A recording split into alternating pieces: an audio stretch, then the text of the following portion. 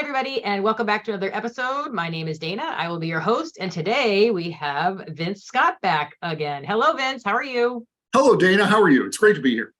I'm glad to have you back, and we're going to talk about something which is a very, very important topic that has not been addressed at all on this channel.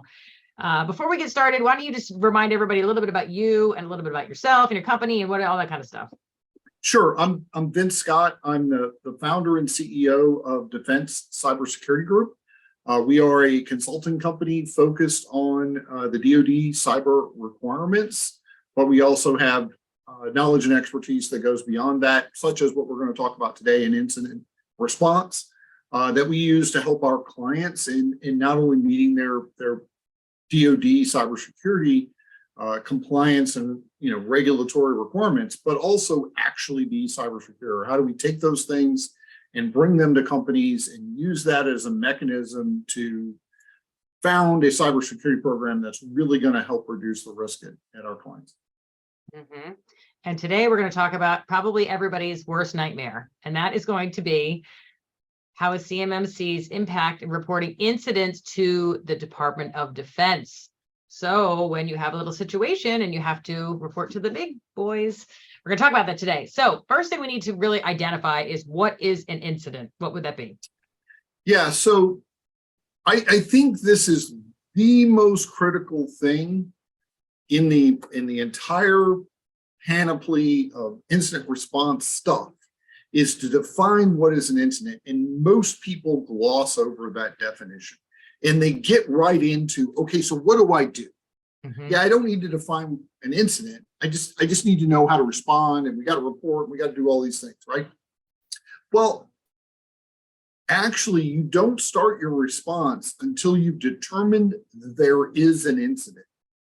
And there's a mental process you have to go through to say, that thing over there, that's a problem, that's something that happened. We might call that an event or an actionable event in some cases, depending on the company. When do I get into incident territory? So that is an important thing to understand. And what I find is many companies write down what NIST says, which I think is a good definition for their definition of what's an incident, and then they don't follow it because incidents are scary and we don't have those. So the NIST definition for what is an incident is an occurrence that actually or imminently jeopardizes, without lawful authority, the confidentiality, integrity, or availability of information or an information system, or constitutes a violation or imminent threat of violation of security policies, security procedures, and acceptable use policies. So that says the potential for compromising confidentiality, integrity or availability, or the actual or potential violation of a policy. That's what NIST defines as an incident. So what most companies do is they write that down, and then because incidents, and that's a really low bar in my view. Man, that covers a lot of territory, and I see that all the time. And I was just having with another professional a profound disagreement on incidents only happen every 5 years, and they're the big one, and I call the CEO in and blah, blah. And this actually says you can have little incidents. And so my recommendation is that you as a company, you need to understand what's an incident. If you're going to write a definition, nothing requires you to use the NIST definition. I recommend it though, but whatever definition you use, you write down, actually use it, right? Have that be something that you intend to follow as your incident definition. So you know when something is an incident and when it's not. And coupled with that, and this is sort of broader incident response stuff, but I recommend that you have levels of incidents. If you use that broad definition, then there are some incidents that most people, well, that's just an event. Well, actually, it meets your definition. So for me, for example, someone gets malware on their endpoint. Antivirus picks it up and cleans it. I don't call that an incident. But let's say it doesn't. And that happens fairly often. If you're really watching what's coming out of your antivirus, like enterprise, right? Or your firewall enterprise, they'll say, hey, we saw malware here. We couldn't do anything about it in some cases, right? Antivirus tries to remediate it, but it can't always actually. It fails to remediate it. And it tells you that. Okay, to me, that's an incident because it's a potential compromise of the confidentiality, integrity, or availability of my information and information system. Does it need to be reported to the DoD? Maybe, maybe not. And we'll talk about that a little bit more in there. But having those levels of incident, so what's a minor incident, what's a serious incident, what's a major incident, and what's the board escalating incident. So I like that 4-tiered structure. That's the way I usually do it. We developed that for Procter & Gamble when I built the incident response program there. And I think that's a good model. And, you know, at Procter & Gamble, 95% of all our incidents were in that minor category. And we didn't go crazy, and we didn't tell the CEO, and I didn't have to tell regulators. Of course, DoD regulation really didn't apply to them. But you know, it really was minor. Somebody getting malware on their box is minor. If I have to go clean that up, that's minor. There were others though, right? And we had a graduated scale so that we knew where it sat from a seriousness perspective. And based on each one of those levels, and this is actually required in this 171, who has to be reported to, right? Mm-hmm. When do I have to tell the CEO or the CIO of a major company, right? When do I have to tell law enforcement? When do I have to tell, you know, outside regulators? Those things should be in your incident response plan. And I think that's coupled to your definition of what's an incident. I think that's a great idea to have the different levels. By far, that's an excellent starting point, because it's also going to, if you can determine, okay, if something is really a huge deal, obviously this is who we need to report to. You know, the smaller ones, you know, maybe don't need to report to anybody. But the thing that makes me a little nervous, and I think that is that word potential, that can kind of, I don't want to say it's like anything could almost be potential. Like the idea of getting ransomware on that, you know, on that endpoint. Okay, well, nothing happened. We don't think something could have happened.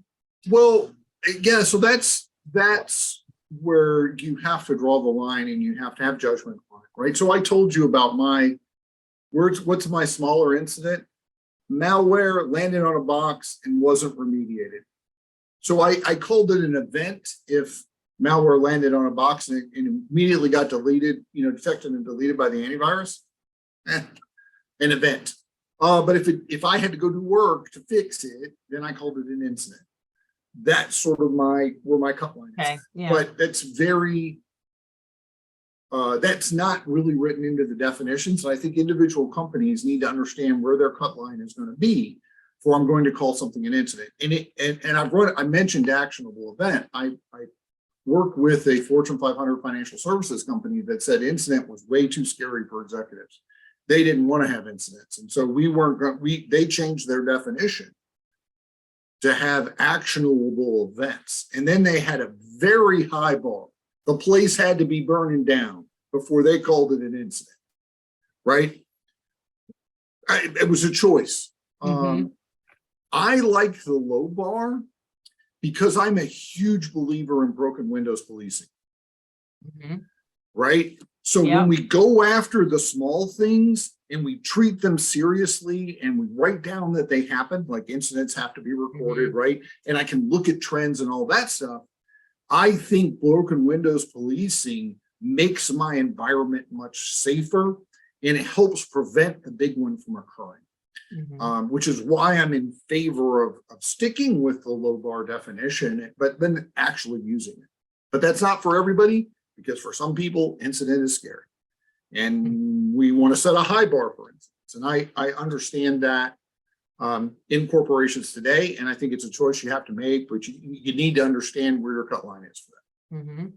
So, okay, so if you're a private sector business that doesn't have to follow any compliance frameworks, that's going to be very different than if you are a government contractor. So let's talk a little bit about when things need to be reported to, let's say the DoD in this situation. Yeah, so let me move back on what you said a little bit. Okay. There is no private sector company in the United States that does not have a legal reporting requirement at some point. Because every state has a law about cyber incident reporting that applies to all companies who have employees in the state. Mm-hmm. So even if you're that completely commercial company, you need to understand when you have a responsibility to report, and you do have some responsibility no matter who you are. Now, for DoD, that's much more definitive, right? So again, the answer to this is actually in the Defense Acquisition Regulation. So it tells you very explicitly when you have to report, right? So when the contractor discovers a cyber incident that affects a covered contractor information system or covered defense information residing therein, so think a system that's got CUI, right? When you discover an incident that impacts a system that has CUI on it, or that affects your ability to perform operationally critical support. So let's say you contractually fly commercial tankers to refuel jets in the Middle East, which happens. There are contractors who fly jets to refuel American fighter planes in the Middle East. That would be operationally critical support. So even if it didn't affect CUI, but you couldn't fly your plane for that, you would still be required to report. And that's actually designated in contracts. It's a really niche requirement for most folks, and not something you generally have to worry about. The contractor shall report, right? So that's the fundamental requirement. If it affects CUI, a system that's got CUI or CUI information, you're required to report that to the Department of Defense. Here's a quick question. So what overrides what? Does state law override a Department of Defense contract? No. It's federal? So I would say they're overlapping requirements, not contradictory requirements. So the only place that I think there might be a contradiction on this is in a legal hold or a legal investigation. Mm-hmm. So for, let's say, the Federal Bureau of Investigation comes in and says, you have a problem, but I'm conducting a secret counterintelligence investigation. So I don't want you to report this to the Department of Defense yet, because there's allowances in federal law for not having to report incidents when there's, a law enforcement request. Oh, that would probably get the lawyers involved. That would be a really interesting hard call, but that's the only one, and I haven't had that happen to me, but that's the only one where I'm aware of where there might be some rub between your regulatory responsibility report and the law. Otherwise, it just would be, oh, and I have to report to the state, primarily because PII was affected, right? So you could have an incident that was, affected PII and it affected controlled and classified information. You'd have to report to both the DoD and your state regulator. Okay. All right. So then the dreadful day comes and you have to go report it to the DoD. How or where do you report that? Right. So that is at a place called dibnet.dod.mil. Mm-hmm. And we'll include the link in the show notes. It comes right out of DFARS 252-204-7012, the cybersecurity clause. Mm-hmm. And it says you must report it here. It also says that you must have a medium assurance certificate, which is it's a token. I have mine on a little thumb drive. It interfaces with the DoD's PKI infrastructure, but you can buy it commercially. You have to have such a certificate to allow you to report it. And so a typical question I ask of contractors when we're talking about this in the incident response realm is, do you have a medium assurance token in order to be able to report this? That's what I was just going to ask. I was just going to say, well, do people know that they have to have this beforehand? And if they don't have it, how long does it take to get a token so that you can then go and report the incident?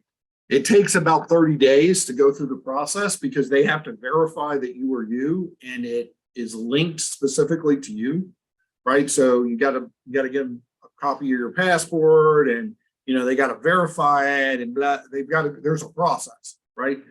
Here is my medium assurance token that I use, that we purchased from a debt trust, and that allows me to log into the divnet.dod.mil portal in order to make a report. Now, if you're caught out and you don't have a token, you can actually phone in a report as well. So if you go to that website, there's a phone number and you can call them and say, hey, I don't have a medium assurance token, but I need to make a report. Okay. From a contractual requirements perspective, though, you're actually required, in accordance with the regulation, to have a medium assurance token. And one of the things under CMMC that we've discussed as assessors is, do I give somebody a not met if they don't have one? Because that's not in NIST 800-171 that you have to have. And it's not in the CMMC list of controls and assessment objectives to check for that. But it is a requirement in the DFARS regulation. So that's an interesting bit of trivia. Are you having a hard time finding new customers? A lot of folks just like you in the IT and cybersecurity space are in the same situation. And they have embraced a new opportunity to get new clients. They're doing this by growing their online presence and maximizing the power of LinkedIn. How, you ask? I have a tried and tested method called my Cyber Social Program. I myself have been on LinkedIn and now have over 3.5 million LinkedIn views, and over on YouTube, I have over 750,000 video views. So I can show you exactly how I have done that so that you can promote your organization and become the authority in your industry. And the best part is, I've done all of this organically without one paid ad. You don't need to waste your money over on Google with pay-per-click ads. Now's the time to establish yourself. Look around. The competition isn't doing it. This is your time to shine online before they do. So if you're ready to start your online journey and future-proof your business, please, down below, click the link and schedule a time for us to have a 45-minute call where I can review the exact methodology of the Cyber Social Program. You can also click below to see some of my masterclasses, which will give you quick little snippets of a couple of things you can do right away on LinkedIn that will help with your profile. I hope to see you and hear from you soon.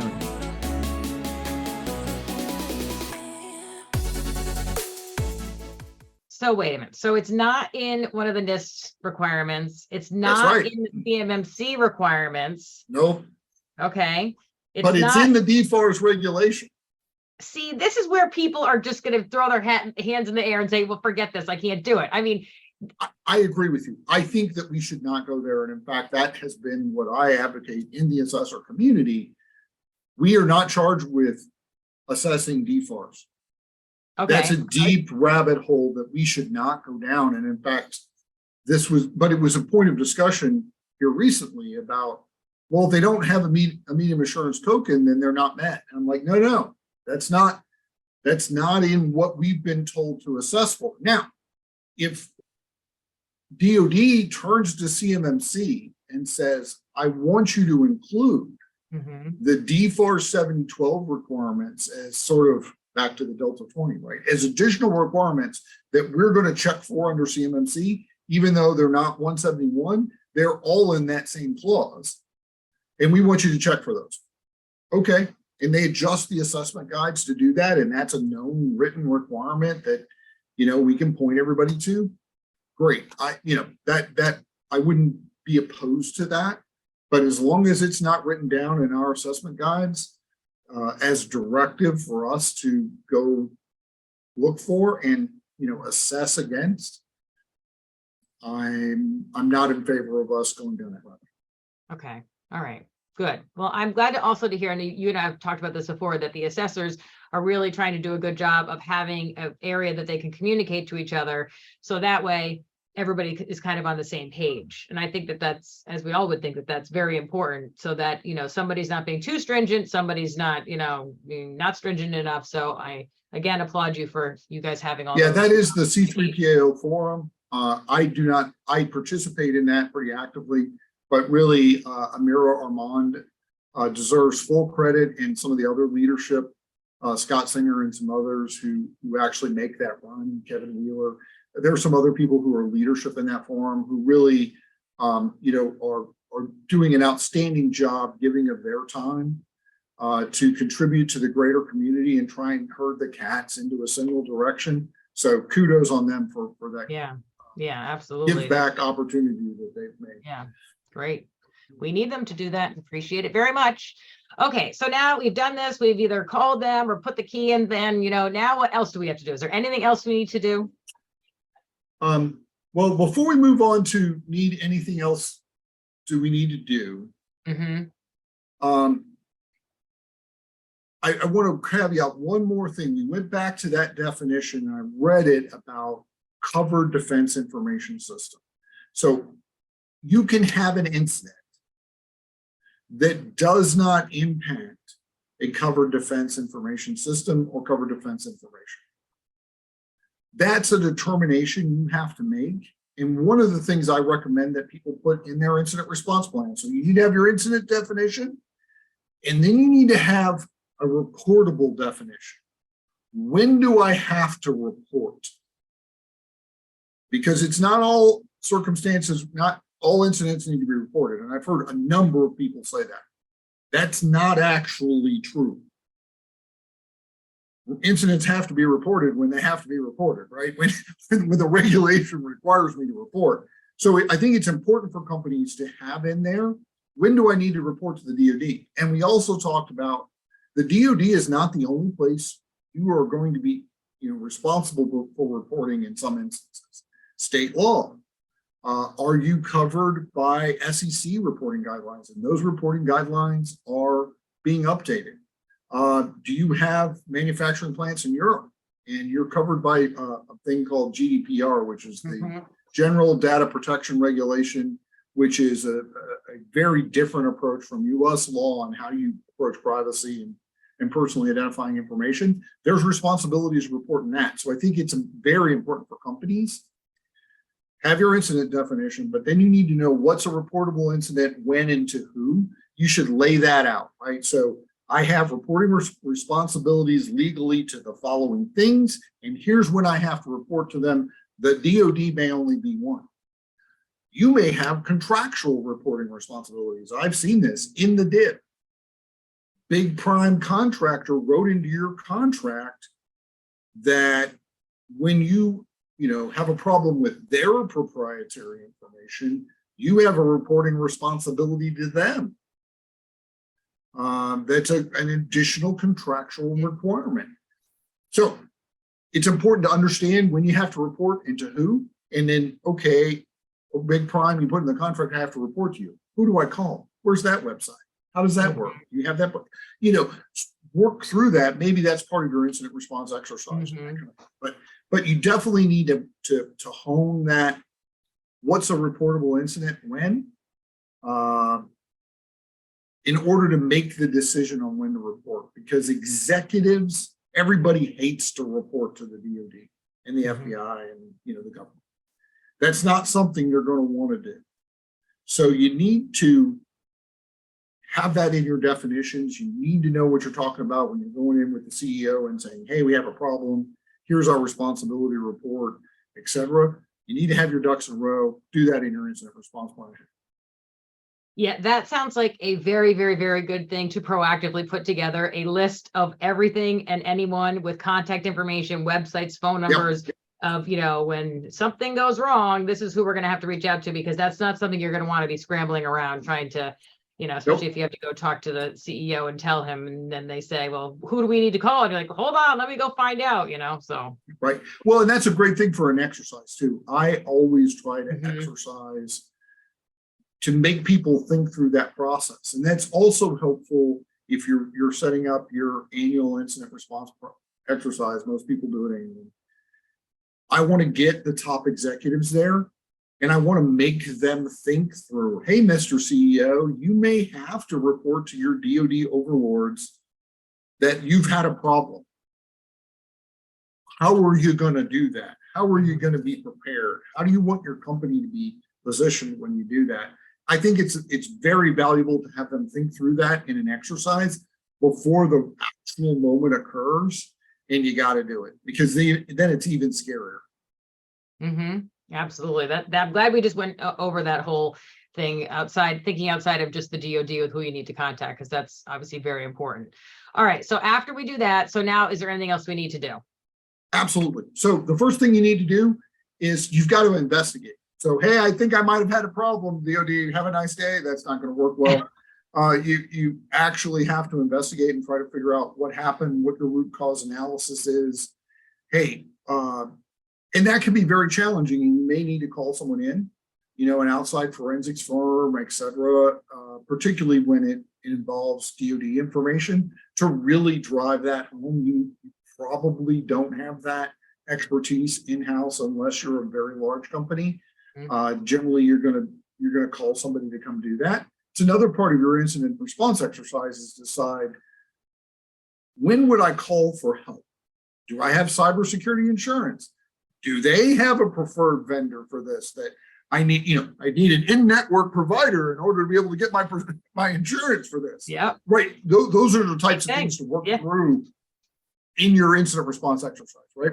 The second thing, DFARS actually has a requirement for you to preserve all media and potential evidence for 90 days in case the DoD wants to come look at that. So don't delete logs. If you normally delete logs after 30 days, you're supposed to put a hold on deleting logs so you can keep them. Don't throw away those hard drives. Don't, that sort of thing. That is written in DFAR 7012, and we'll have the specifics of that in the show notes so you can look at it. But that's another thing you'll need to do is preserve evidence. And then the third thing here is submit malware found. So if you actually do see malware as a part of this, the DoD wants you to send that to them, and they have a very specific process via the DibNet portal and your medium assurance token to go do that. And that's actually also a requirement in the regulation. Okay. That's good. That makes sense. It's not just like, whew, okay, great. We called them. Now we're done. Yeah. Okay. Yeah. All right. And then let's see, what else do we need to do? We talked about submitting the malware that we find. So what does the DoD do to me when I report? Now, are you marked on like the bad kid list? Yeah. So what does the DoD do to me when I report? I think that's the biggest fear. I don't know that fear is totally unfounded, but in general, it's not as bad as you think. I have had to report major incidents to the Department of Defense 3 times in my career so far. And in 2 of the times, they largely didn't react at all. And the 3rd time, it's been relatively minor. I mean, from a coming in, shutting the company down, grabbing a whole bunch of stuff, having major business impact, that generally is not the approach that the Department of Defense is taking. They do want to know. They want to know what happens. They want to see their forensics report that you had somebody do if you do, hire a forensics firm. They want root cause analysis. They want to understand if you fixed it. And they want to know if you identify CUI that was impacted, what contracts could that potentially be a part of? And then your contracting officer is also notified by DoD. Okay, so it's not the end of the world, but Yeah, the further out that gets, I think contracting officers are probably a lot less familiar with that, and potentially could see that negatively from a company. Hey, you got hacked, so you're bad. I work really hard with the department whenever I can, and various entities, that we can't punish companies for reporting like they should. And largely, I think that's realized across the senior administration, the federal government, and particularly the cybersecurity professional areas. They realize that we punish the victim of a crime, which is really what this is. When somebody hacks you, that's a federal crime, right? So punishing the federal, punishing me because I let myself get mugged, right? Right. It is probably not the way to go, right?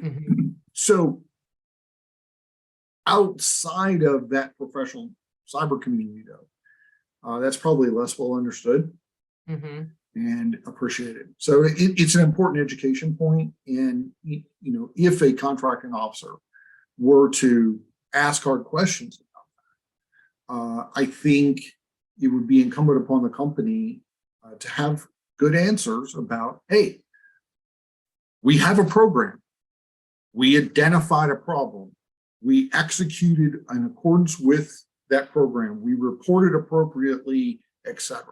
We are one of all of the companies in the United States that's been hacked so far. Okay, here's what happened. And really the important part is how you react to being hacked.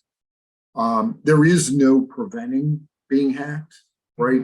I know cybersecurity professionals that talk about two kinds of companies, those who've been hacked and those who just don't know it yet, right? So, but that's an important education point for perhaps your contracting officers or government people who want to freak out about that. It doesn't mean I did anything wrong. It doesn't mean I'm not following the regulations and acting as a good steward of the DoD's information. It just means the bad guys got me. And in the current world where I always talk about, we have Tom Brady pro offenses playing against college club sport defenses, right? The director of the FBI said this the other day, that the Russian cyber corps is bigger than all of his agent workforce, right? So we, as a business, right, I maybe have a person who's doing cybersecurity or a couple of people, if I'm not a big company. We're playing against the North Korean cyber army, right? 6,000 men estimated. Okay, I mean, I can work on this and I can try to be not the slowest gazelle in the field, but they're still lions and I'm still gazelle, right? There's just no way around. So I think it becomes an education point. And what you don't want to do is have someone from the outside, like the FBI, call you and tell you you have a problem, and then you have no workforce or no program, right? You really aren't doing what you're supposed to be doing, and you really have been ignoring this cyber crap. And now you potentially have a problem, because if you try to do the right thing, it becomes obvious that really you're not doing what you were supposed to be doing. So it is actually important to follow the regulation. That's part of the, cyber is risk reduction. You're reducing the risk that, one, you'll ever get a phone call, and two, if you do, you can say we're doing the things that we're supposed to be doing as part of that.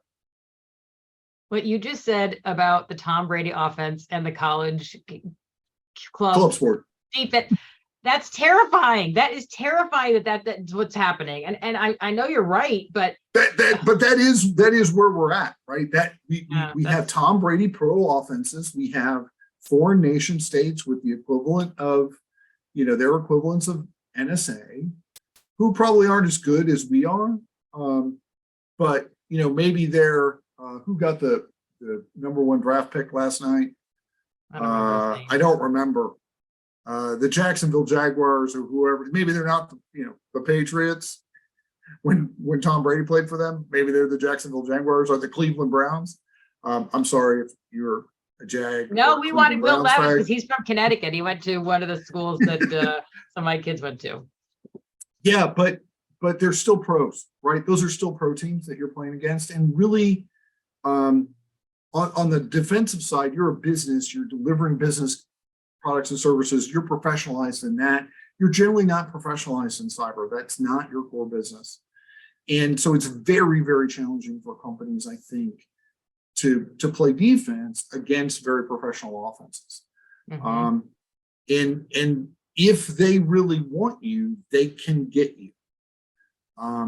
It's another part of the reason why from a real cybersecurity perspective, you can't be satisfied that I've checked all my little boxes for CMMC or 171. Hey, we've done all the compliance stuff, we're good. No, that's not every day.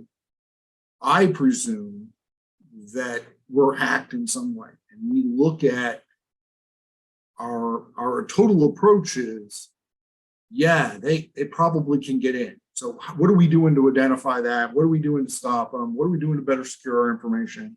How can I be better tomorrow than I am today? And trying to continuously hone that information security, cybersecurity enterprise. Cybersecurity is something you do every day. It's not a checklist that you have. So it's critical to have that cybersecurity operational mindset, I think, in this incident response. Yeah, and we need a lot more of that mindset throughout this country. Oh, well, this was very, very, very helpful. I mean, this was great. I'm so happy that we actually took a minute to stop and think, okay, well, now something's happened. Now, what do you do with that information? So I really appreciate, I know you're a whiz at this stuff. And my website link, www.cybersecbrew.com, will be in the show notes. If anybody has any clarifying questions or wants to reach out to us, please feel free. I'd be happy to answer your questions. Awesome. Well, thank you very, very much. Really appreciate you coming back, and of course, want to have you back again. So we'll have to pick another great topic to scare everybody with. I've got a list. We look forward to it. I'm sure you do. Well, thank you very, very much, Vince. I appreciate this. Okay. All right. Thank you, everybody, for watching. Till next time. See you soon. Bye-bye.